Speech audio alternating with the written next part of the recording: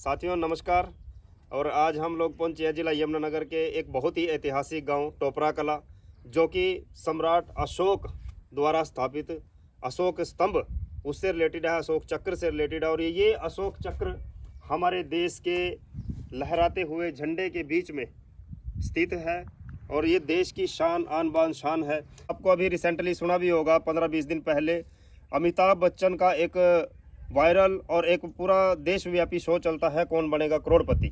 उस प्रोग्राम के अंदर एक क्वेश्चन पूछा गया था कि दुनिया का सबसे बड़ा अशोक चक्र कहाँ पर स्थित है।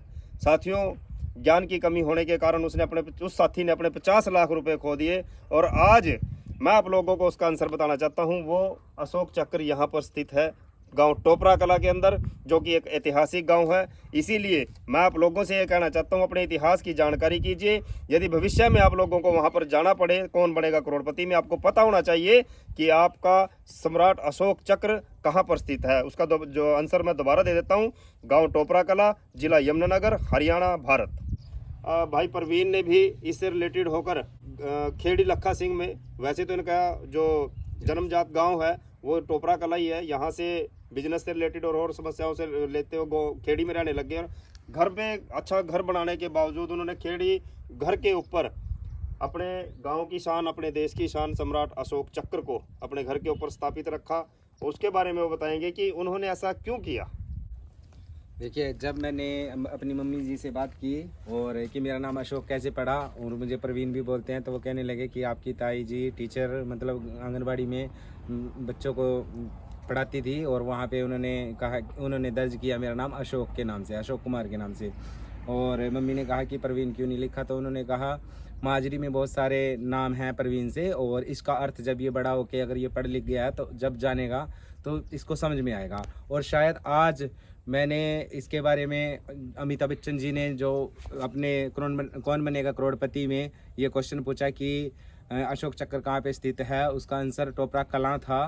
तो उसका ये सब जानकारी जब मैंने हासिल की और मैंने अपना एक नया घर बनाया है, तो मैंने सबसे टॉप फ्लोर पे उसको ही ऐड किया। आप ये देख सकते हो, ये अशोक भाई के घर के ऊपर है। बहुत बहुत धन्यवाद देश में देश प्रेम के लिए, अपने इतिहास के प्रेम के लिए और अपने नाम से नाम को और बड़ा करने के लिए।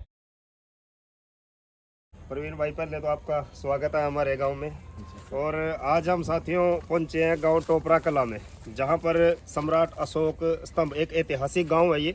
और ऐतिहासिक गांव के साथ साथ हमारे बीच में भाई अशोक, इनको गांव में तो कह देते हैं प्रवीण भाई, लेकिन इनका जो असली नाम है, जो डॉक्यूमेंट में नाम है, वो है अशोक नाम। और अशोक नाम पढ़ने के पीछे भी एक इतिहास है, क्योंकि उस समय में हमारे बुजुर्ग जो थे ना, महापुरुषों की कहानियों को पढ़ते थे, उनकी बातों को सुनते थे। अब उन्होंने पढ़ा कि सम्राट अशोक ने पूरी दुनिया के अंदर राज किया, सम्राट अशोक ने पूरे देशों को जो है ना अपने काबिज किया, और कलिंग युद्ध पूरी दुनिया जानती है। तो उनसे प्रभावित होकर कहीं ना कहीं जो है सम्राट अशोक से प्रभावित होकर इनका नाम जो है सम्राट अशोक रखा। अब तो आप चलो खेड़ी रह रहे और आपकी तो सरजमी है ये। और यहाँ पर जो है अभी 27 एकड़ में ये भूमि जो है ना एक्वायर की गई थी सरकार द्वारा, केंद्र सरकार द्वारा। इसमें स्टेट का बहुत कम रोल है, केंद्र सरकार का रोल है सारा का सारा। 27 एकड़ में ये पार्क है और अभी सिर्फ 1 या 2% अब इसमें काम हुआ है। दुनिया का सबसे बड़ा अशोक चक्र, जिसका नाम Guinness books of world record में इसका नाम है।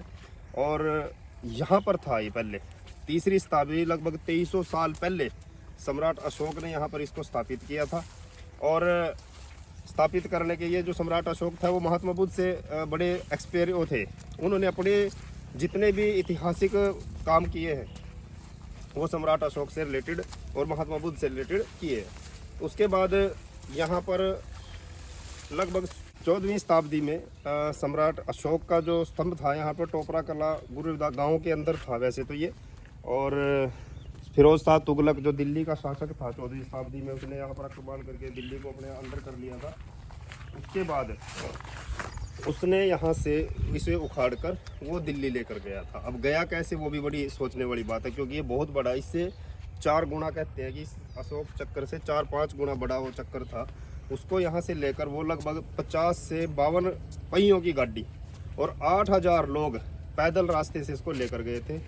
पैदल किस मार्ग से लेके यहाँ से लगभग 20 किलोमीटर दूर जो है ना यमुना नदी पड़ती है, मेन यमुना नदी, वो दिल्ली जाती है, सीधी यमुना नदी दिल्ली जाती है।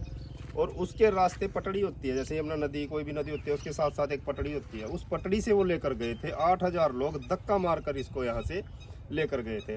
और आज इसकी जो असली ओरिजिनल कॉपी है सम्राट अशोक की, वो जो है दिल्ली के अंदर फिरोज शाह कोटला एक जगह है, वहाँ पर है वो स्थापित।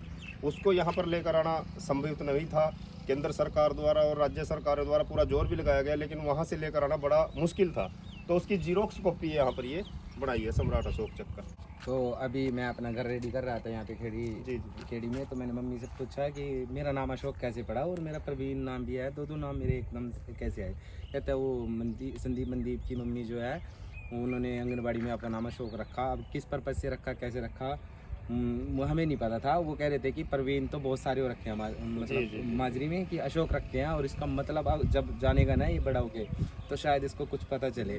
तो वो ही मैंने समझ के शायद आज उसका अर्थ समझ में आया, तो मैंने अपने घर के ऊपर भी अशोक चक्र को स्थापित किया है भाई। ये एक ऐतिहासिक पूरे देश के लिए और शायद ताई जी को पता था, संदीप मनदीप जी की मम्मी और पिताजी ने ये नाम रखा था उस टाइम पे, और शायद उनको इसका अर्थ पता था। तो आज शायद मैं भी उस मुकाम पे पहुंच गया हूं या पहुंचने वाला हूं, उसके लिए बहुत बहुत दिल से। आज वो स्वर्ग में बैठे हैं और हम यहाँ पे बैठे हैं। अब इसको स्वर्ग बोलें या नरक बोलें, ये तो नहीं अच्छी बात है। देखो, education is a most powerful weapon. अगर आपके पास शिक्षा है तो सब कुछ है, आपका दिमाग सही है, आपका शरीर सही है तो सब कुछ है। अब शिक्षा के आधार पर ही हम इतिहास को जानते हैं। मतलब हम लोग अक्सर कहते हैं कि who's forget history that not make history. आज प्रवीण भाई ने जो है, अशोक भाई ने इतिहास को जाना है, और अगर इतिहास को जान लिया तो भविष्य का निर्माण बड़े अच्छे से हो सकता है। ये एक नॉर्मल बात होती है। देखो, अगर आपके पास जानकारी है तो सभी कुछ होएगा, वरना बिना जानकारी के हम लोग अंधेरे में। बहुत बहुत धन्यवाद देश में, देश प्रेम के लिए, अपने इतिहास के प्रेम के लिए, और अपने नाम से नाम को और बड़ा करने के लिए।